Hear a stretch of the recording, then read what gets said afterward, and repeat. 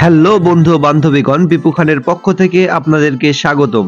আজকে আমি চলে এসেছি রাশিয়ায়। আপনি যদি বাংলাদেশি হন তাহলে আপনাকে পাসপোর্ট দিয়ে ভিসা করে বিমানের খরচ দিয়ে রাশিয়া যেতে হবে না। আপনার ঘরের কাছেই আছে এক টুকরো রাশিয়া। আমার কথা কি কল্পনা মনে হচ্ছে? তাহলে এবার আপনাদেরকে সবকিছু খুলে বলি। আমি এখন আছি বাংলাদেশের পাবনা জেলার ঈশ্বরদী উপজেলার পাকশী ইউনিয়নের রূপপুরে।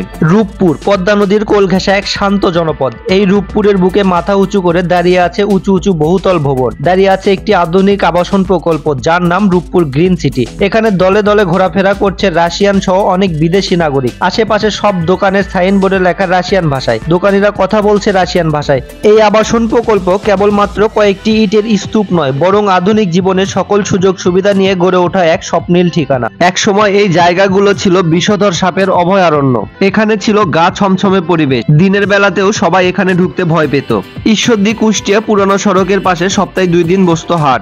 এখানে যে শহর হতে পারে এটা হয়তো এখানকার মানুষজন কল্পনাই করতে পারেনি। আর সেখানে গড়ে উঠেছে গ্রিন সিটির মতো একটি আধুনিক শহর, যার ভেতরে রয়েছে এতগুলো সুউচ্চ আধুনিক ভবন। এই গ্রিন সিটির কারণে বদলে গেছে ঈশ্বরদী উপজেলার পাকশী ইউনিয়নের চিত্র।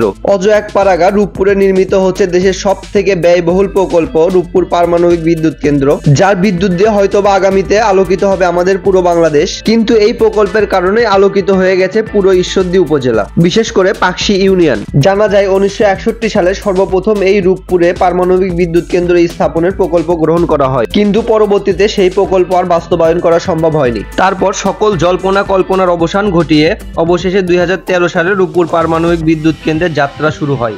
রাশিয়ান প্রতিষ্ঠান রোসাটমের অঙ্গ প্রতিষ্ঠান অ্যাটম স্ট্রয় এক্সপোর্টের সাথে চুক্তি করে বাংলাদেশ পরমাণু কমিশন। রূপপুরে 1062 একর জমির উপর চলছে এই বিশাল কর্মযজ্ঞ, যাতে কাজ করছে প্রায় 8000-এর বেশি জনবল, যার মধ্যে রাশিয়ান সহ বিদেশি রয়েছে প্রায় 3000-এর বেশি। বিদ্যুৎ কেন্দ্রের এই বিদেশি কর্মকর্তাদের থাকার জন্য আবাসন প্রকল্প গ্রিন সিটি নির্মাণ করা হয়। 36.11 একর জমির উপর গড়ে ওঠে এই গ্রিন সিটি। এই গ্রিন সিটিতে রয়েছে 21টি বহুতল ভবন, যার মধ্যে 20 তলা বিশিষ্ট ভবন আছে 12টি, 16 তলা বিশিষ্ট ভবন আছে 7টি এবং 15 তলা বিশিষ্ট ভবন আছে 2টি। এছাড়াও গ্রিন সিটিতে রয়েছে একটি দোতলা মসজিদ, 6 তলা বিশিষ্ট একটি স্কুল ভবন, দ্বিতল sub station, generator, pump house সহ আরো অনেক আধুনিক স্থাপনা।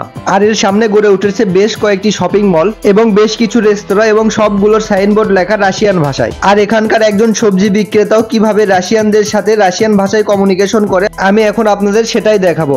আজ এ পর্যন্তই। সবাই ভালো থাকবেন, সুস্থ থাকবেন। আর আমার ভিডিওটি ভালো লাগলে অবশ্যই লাইক, কমেন্ট, শেয়ার করে আমার পাশে থাকবেন, যাতে করে আমি আপনাদেরকে আরো ভালো ভালো ভিডিও উপহার দিতে পারি। ধন্যবাদ সবাইকে।